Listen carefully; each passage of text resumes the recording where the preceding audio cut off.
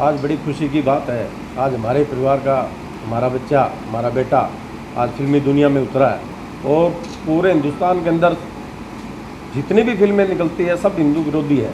और एक आधी फिल्म जो निकली है, आज भगवान हनुमान जी हमारे आराध्य है और पूरी संस्कृति हिंदू समाज के अंदर जागृति लाने का जो काम किया है आज मेरा बेटा अनुराग शर्मा ने किया है।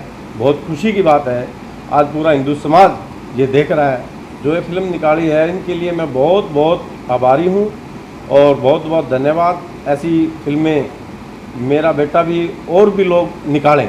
Everyone, so first of all, thanks of all to join us in this Sun City Mall in Hisar for our new movie launching, the Juni the Last Prayer. मैं सबका पहले धन्यवाद करूँगा सबका, आप आए और आपने कवरेज की। तो secondly I just want to introduce my team loud. मैं अपनी टीम को इंट्रोड्यूस कराना चाहूँगा थोड़ा सा। He is my uncle basically. he stays in Hisar itself. I basically belong to Hisar. Sisai गांव है मेरा. So he is taking care of all activities happening in the Hisar city. And वो एक RSS के प्रधान भी रहे हैं अपने इधर, बजरंग दल में भी रहे। तो मैंने स्पेशली उनको भी ये फिल्म देखने के लिए बोला था क्योंकि हमारा कंटेंट कुछ ऐसा था कि कहीं मतलब हमें डाउट था कि ऐसी बात ना हो, उसकी कंट्रोवर्सी ना हो। तो इसलिए मैंने उनको दिखाई ये फिल्म और मेरे के उन्होंने ग्रीन सिग्नल दिया है। तो उसी के बाद हमने ये एक हिसार में प्रेस कॉन्फ्रेंस रखी है अपने। सेकंड मैं बताऊंगा कि हमारी फिल्म किस बारे में है, फिल्म है क्या बेसिकली। जैसा आपने टाइटल में भी देखा होगा उसमें, तो जूनी the last prayer. Last prayer means last prayer कब होती है, जब पहले बहुत सारी प्रेयर्स हो चुकी होती हैं। तो वही है कि एक इंसान है जो काफ़ी आस्तिक है, भगवान में बहुत विश्वास रखता है, पर कहीं ना कहीं उसके साथ सर्कमस्टेंसेस उसके ऐसे होते हैं, सिचुएशंस ऐसी आती हैं, वो भगवान को मानना छोड़ देता है। हमारे साथ भी होता है, नॉर्मली होता है कि आप दिन में अगर आपके सारे काम बनते हो तो आप मान लेते हो गॉड को। जब कोई आपका काम बिगड़ जाता है तो मे बी कि यू ऑल्सो कि आप उसको रिफ्यूज़ कर देते हो कहीं ना कहीं कि भाई मेरे लिए भगवान नहीं है, उसके लिए है। तो फिल्म इसी कॉन्सेप्ट पे बनी है हमारे कि कब हम आस्तिक होते हैं, कब नास्तिक होते हैं। हमारा एक सबकॉन्शियस माइंड होता है जिसको हम टेक्निकली हम थोड़ा सा साइंस की टर्म में बात करें, एक कॉन्शियस माइंड होता है। तो उसमें एक फ्लक्चुएशन चल रही होती है, हमें खुद नहीं पता होता कि कहाँ हम मतलब खुद कब आस्तिक है, कब नास्तिक है। सेम इसी कॉन्सेप्ट पे एक फिल्म हमने बनाई है, प्रैक्टिकल, जो एक रूटीन लाइफ में छोटे छोटे इंसिडेंट्स लेकर के क्या हैपनिंग हो रही होती है। तो वही है कि जब लास्ट प्रेयर कब होती है, जब वो एक आस्तिक से नास्तिक बनने वाला होता है, तो उसके बीच में एक वो अपनी आखिरी प्रार्थना करता है और फिर फिल्म की कहानी बिल्कुल अलग चलती है। तो अब वो आस्तिक है या नास्तिक है, ये सारी चीज़ तो आप फिल्म देखिए, उसके बाद पता लगेगा आपको। पर मेन कॉन्सेप्ट यही है। सेकंड, हमने इसमें जो एक मेन मुद्दा रखा है आज की डेट में, आप डाउरी एक्ट 498 AIPC जिसका बोल सकते हो।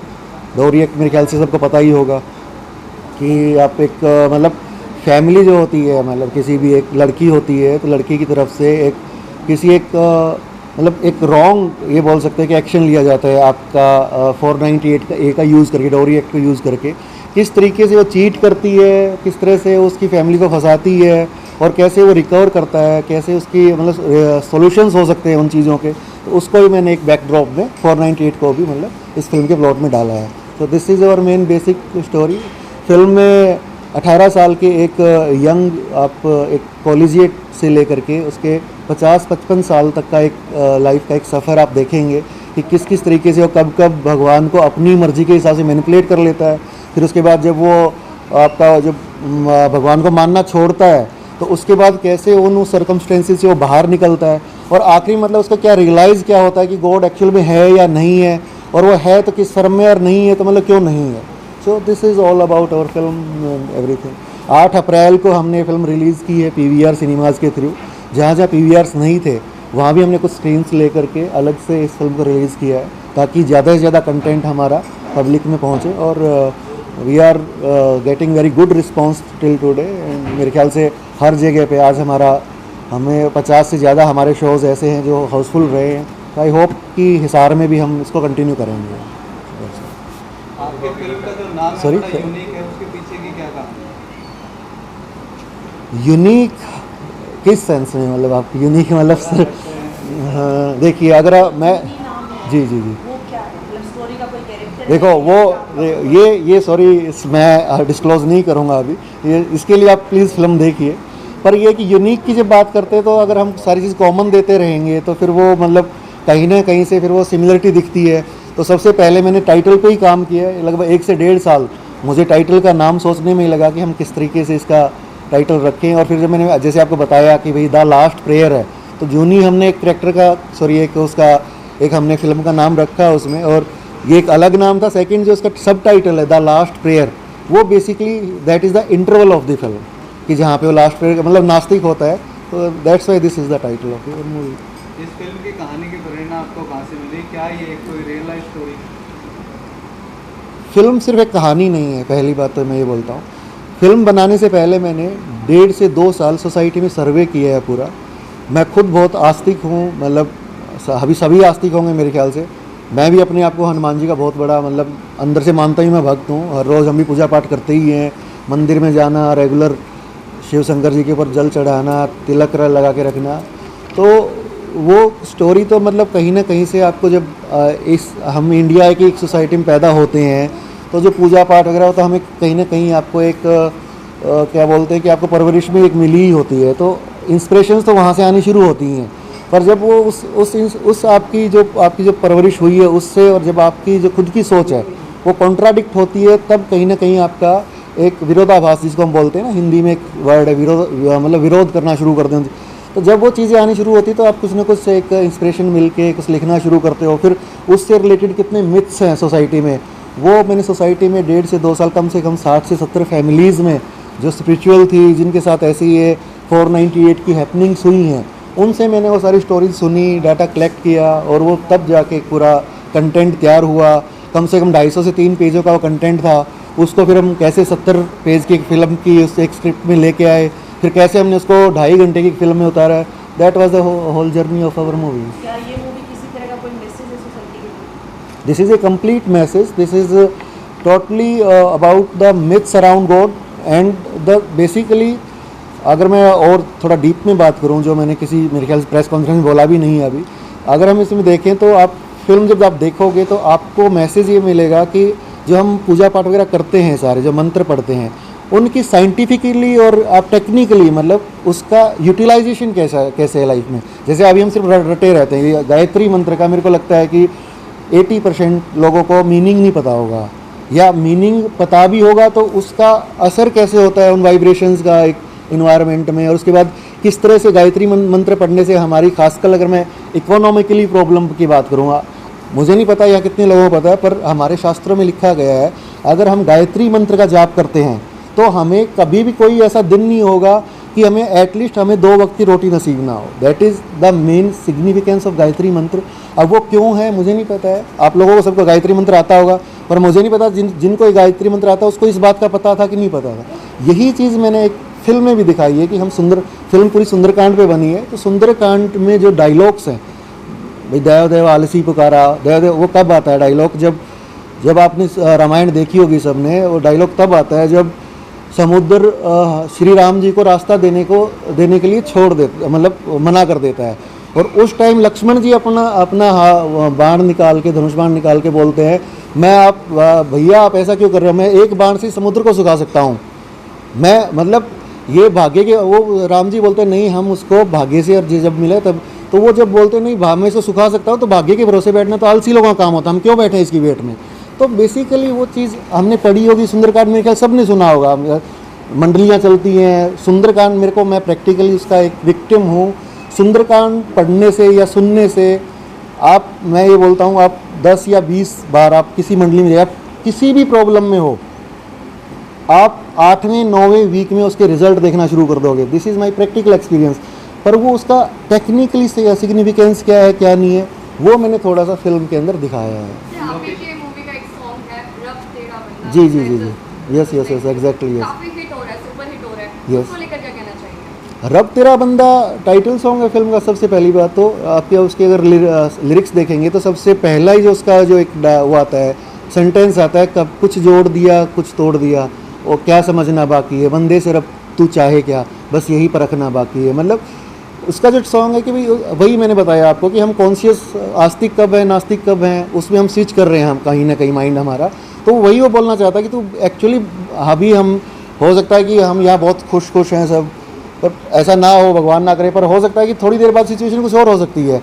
तो अब मैं 5 मिनट के उसमें बात करूं, 2 मिनट हम बहुत खुश थे, 2 मिनट बाद ही कुछ और हुआ, फिर अगली मिनट में हम कुछ और मतलब खुश हो सकते हैं। तो हमें पता ही नहीं चल रहा कि ये खुशी भगवान ने हमें क्यों दी थी, फिर वो ये दी थी तो ये छीन क्यों ली, उसके बाद वो दुख क्यों दे दिया। तो वही चीज़ मैंने रब तेरा बंदा बेसिकली टाइटल फिल्म है सॉन्ग का।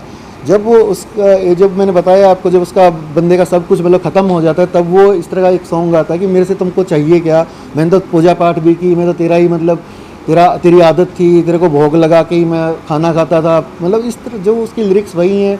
और that's why it is going hit. Location की बात की जाए तो इस फिल्म की शूटिंग जो है किस किस लोकेशन पर हुई है? सर इसमें बेसिकली हमने 4 जो लोकेशंस हैं वो कवर किए हैं। सॉन्ग्स हमारे ज़्यादातर हरियाणा में शूट हुए हैं। अगर आपने अकड़ बम बम सॉन्ग उसका सुना हो तो that is pure Haryanvi song, और वो हमने पिंजौर में जो घग्गर नदी है उसका जो एरिया है पूरा उसमें शूट किया है। बाकी चंडीगढ़ मतलब एरिया जितना भी हमारा ट्राई सिटी का जो एरिया है उसमें हमने 70% फिल्म शूट की है। कुछ पार्ट 10% हमारा हिमाचल में शूट हुआ है, बाकी हमने कुछ मुंबई में भी शूटिंग की है। अगर टाइमिंग की बात करें तो कितना समय लगा इस पूरे फिल्म को बनाने? फिल्म देखिए लॉकडाउन से पहले शुरू हुई थी, 3 साल पहले हमने इसकी एक सोच रखी थी मार्केट में। राकेश बेदी जी ने पोस्टर भी लॉन्च किया था हमारा 2019 में फिल्म का, लेकिन उसके बाद आपको पता ही सिचुएशन ऐसी थी लॉकडाउन की, तो फिल्म अभी बनते 1 से 1.5 साल लगा। कभी शूटिंग रुक जाती थी, कभी फिर हम लॉकडाउन खुलता था, फिर 2 दिन के लिए कैमरा उठा के निकलते थे। तो वो करते करते आप बोल सकते हो कि अगर पोस्ट प्रोडक्शन का भी टाइम लगा तो 2 से 2.5 साल हमें लगे हैं फिल्म बनाने में। मैडम से जानना चाहेंगे कि मैडम आपका किस प्रकार से सहयोग रहा इस पूरी फिल्म को बनाने और रिलीज करने? सर मेरा तो वैसे पार्टनर, मैं तो इनकी लाइफ पार्टनर हूँ। She is my wife Preeti and she is executive producer of our film. तो जितना भी कैसी लगी आपको? मेरे को तो बहुत बेस्ट लगी। बहुत अच्छी लगी, बहुत बहुत ज़्यादा। मॉरल मूवी है ये। बिल्कुल। और सर के इतने अच्छे विचार कहीं ना कहीं आप ही की वजह से रहे होंगे। She is nice and she is very supportive. Basically आपको पता ही है, अब जब आप बात करें क्या रोल रहा है, तो लक्ष्मी घर की तो औरत ही होती है, तो उसमें मैंने दिखाया भी है। तो जितनी कॉमर्स थी तो यहीं से आती थी, तो पैसा बचा है बस उससे हमारा। यस सक्सेस रही है उसका क्रेडिट किसको देना चाहेंगे? मूवी की डायरेक्शन को, स्क्रिप्ट को, या फिर स्टोरी, या फिर आपके खुद के एक्ट को? मैं ऑडियंस को देना चाहूँगा मैम, क्योंकि अप्रिशिएशन मिलना, देखिए हम कितनी भी अच्छी फिल्म बना सकते हैं और मेरी सोच हो सकती है, मैं अपनी सोच किसी पे थोप रहा हूँ, शुरू में तो यही होता है ना, मैंने प्रमोशन की, लेकिन जब उस मेरी सोच का अगर एक्सेप्ट कर लेते हो, ऑडियंस एक्सेप्ट कर लेती है, जो वो खुशी है, फिर मुझे लगता है कि यस मैंने उनकी फिल्म बनाई है, आपकी फिल्म बनाई है, उसकी मेरी नहीं बनाई है। तो जब वो चीज़ फीडबैक आती है तो मैं उसको हिट मानता हूँ, फिल्म वो है। सर हरियाणा आपका खुद का स्टेट Yes, मैं सिसाई से belong करता हूँ। कौन सा आप एक्सपेक्ट कर रहे हो ऑडियंस से? देखिए फिल्म मैं हरियाणा से हूँ, फिल्म शूट भी हरियाणा में हुई है, बट इसका मतलब ये नहीं कि मैं सिर्फ हरियाणा से, हरियाणा क्या है कि उसमें ठीक है एक टोन हरियाणवी है, तो मैं चाहूँगा कि मेरी जो संस्कृति है उसमें सॉन्ग भी है, जो या मैंने उसमें आपने देखा भी, अगर फिल्म देखी है किसी ने, तो मैंने उसमें लक्ष्मी चंद जी की एक रागनी भी डाली है, कुएँ पे लुगाइयाँ दो रहे। तो मैं चाहता हूँ कि मेरा हरियाणा भी जिस तरह से और इंडस्ट्रीज़ हैं आपकी, साउथ की इंडस्ट्रीज़ देखो या पंजाब की इंडस्ट्री देखो, हम कहीं ना कहीं ड्रैग कर रहे हैं। तो मैं चाहता हूँ कि मेरी भी हरियाणवी जो संस्कृति है, इसकी जो लैंग्वेज है, जो बिल्कुल यूनिक है, बेसिकली इतना जैसे उनकी स्वीट है, हमारी वो टफ लैंग्वेज है, बट उसमें कुछ है मतलब, तो वो भी कहीं इंटरनेशनल लेवल पे प्रमोट हो, तो मुझे वो मतलब करना है, तो that's why this is. Social issues पे जो मूवीज बनती है Yes. हमेशा उसके ऊपर एक रिस्क फैक्टर बना रहता है, कहीं ना कहीं कंट्रोवर्सी का। जैसे हाल ही में भी the Kashmir files movie Yes. Release हुई Yes. और वो काफी कंट्रोवर्शियल जी। जो है उतार चढ़ाव का सामना कर जी, रहा जी, है। और जी। आपने भी एक फिल्म बनाई है जी। जो कहीं ना कहीं सोशल मैसेज के ऊपर है, तो जी। आपको नहीं लगता कि आपने कहीं ना कहीं एक रिस्क लिया है इस सोशल इश्यूज पे मूवी बनाने? सर रिस्क तो वो होता है जब आपके अंदर कोई टैलेंट हो और आपको सोसाइटी का पता हो, ये इसके अंदर बेसिकली ये चीज़ें चल रही है और उसको आप मार्केट में नहीं उतारते हो, सबसे बड़ा रिस्क वो है। मैंने तो वो चीज़ कलेक्ट करके प्रेजेंट किए हैं, तो रिस्क तो मुझे नहीं लगता किस चीज़ का रिस्क है कि भाई कंट्रोवर्सी क्या होगी। कंट्रोवर्सी जिसको लगता है मेरा सब्जेक्ट कंट्रोवर्शियल है, आप मेरी फिल्म देखें, आप मुझे अप्रिशिएट करके जाएंगे, आप कितने भी धार्मिक हो, कितना ही कुछ हो, अगर उस फिल्म देखने के बाद आपको ये ना लगे कि नहीं मैं एक्चुअली मैंने वो लाइफ जी है 2-2.5 घंटे, तो मैं मानूंगा कि मेरी फिल्म, अदरवाइज मैं भी मान लूँगा मेरी कंट्रोवर्शियल है फिल्म। सर बहुत सारे लोग आपको देख रहे हैं, जी, मूवी से रिलेटेड yes. मैसेज देना चाहेंगे? मूवी से रिलेटेड मैसेज मैं सिर्फ यही देना चाहूँगा, आप लाइफ के किसी भी सेगमेंट, किसी एज सेगमेंट में हो, आप 18 साल के भी हो सकते हो, मेरे ख्याल से अभी आप 30, 25, 28, 35 इस एज सेगमेंट के हो गए आप। मैं सिर्फ ये मैसेज, आप एक बार फिल्म देखिए, आपको वो फिल्म अगर आपकी अपनी ना लगे कि भाई हाँ मैं इस स्टेज पे मैं ये गलती कर रहा हूँ या करने वाला हूँ, या मैंने 24 साल का जब मैं था या 18 साल का जब मैं था या मैं थी, मैंने ये गलती की थी, अगर ये फिल्म मैंने उस टाइम देखी होती तो मैं ये गलती नहीं करती और मेरी लाइफ आज कुछ मतलब हो सकता है जो आपने चाहिए और ना मिल रही हो वो कुछ और होती। तो मैं सिर्फ यही मैसेज देना चाहूँगा, फिल्म में वो हर सेगमेंट, हर प्रॉब्लम्स का धार्मिक या स्पिरिचुअलिटी से भी, प्रैक्टिकल लाइफ से भी मैंने एक ऐसा कंटेंट तैयार करके सॉल्यूशन दिया है, तो वो देखोगे तो मेरे ख्याल से वो आपका एक प्रैक्टिकल लाइफ की प्रॉब्लम्स को एक रिजोल्व करती फिल्म है। आपके कोई फ्यूचर प्रोडक्ट जो अभी ऑन द वे हो जल्दी हमें देखने को मिलेगा? उद्दंड नाम से हम रिलीज मतलब एक जल्दी अपना टाइटल मतलब प्लान कर रहे हैं, जूनी उद्दंड, तो आप फिल्म में भी देखेंगे जूनी विल बी बैक। तो उसका कंटेंट अभी मैं मतलब डिस्क्लोज नहीं करना चाहूँगा, और नेक्स्ट जो भी हम उसकी एक ऑफिशियल अनाउंसमेंट करेंगे फिल्म की, तब we will definitely let you know what is the story of that film. Anything else? Thank movie के लिए बारे यस यस यस यस हाँ। सो मेरी मैसेज में नहीं बोलूँगा, मेरी ये सबसे अपील है आप सब लोगों से ही, मेरे हरियाणा के जितने भाई बहन बुज़ुर्ग जितने भी जो भी हैं, फिल्म मेरी कोई ऐसी फिल्म नहीं है, आप अपने बच्चों के साथ, आपकी फैमिली के साथ आप बैठ के देखिए उस फिल्म में किसी तरह की कोई वल्गैरिटी नहीं है, रोमांटिक भी है, कॉमेडी भी है। तो मैं चाहूँगा कि आप फिल्म देखिए, सन सिटी में भी अपने हिसार में लगी है, हालांकि हमारा जो एसोसिएशन पीवीआर से था, पर क्योंकि मैं हिसार से हूँ, हरियाणा से हूँ, सिसाई से, तो मैं चाहता हूँ कि मेरे हरियाणा के भाई लोग बहनें इस फिल्म को देखें। और मैंने उस अपनी इस पर्टिकुलर कैटेगरी के लिए फिल्म में बहुत सारे मतलब फ्री शोज़ भी मैं ऑर्गेनाइज़ कर रहा हूँ, जो अफोर्ड नहीं कर सकते हैं उन लोगों के लिए भी। और मैं चाहूँगा कि जो खासकर जो धार्मिक संगठन है वो मेरी फिल्म को एक बार ज़रूर देखें, और उनको अगर ये लगता है कि this content should be promoted, मैं चाहूँगा कि वो लोग आगे जो उनके नीचे जितने भी हमारी ऑडियंस है या जो उनके आगे जो भी लोग जुड़े हुए हैं उनको ये फिल्म दिखाएं, ताकि मैं कोई एक छोटा सा रिवोल्यूशन अगर मेरी इस फिल्म से आ सकता हो तो मतलब सोसाइटी में आए। So I request you to all to see the movie. किसी को भी अगर फाइनेंशियल प्रॉब्लम है या कुछ भी ऐसा कोई ऐसी हुआ है तो we will arrange the things for him, but you should watch the movie.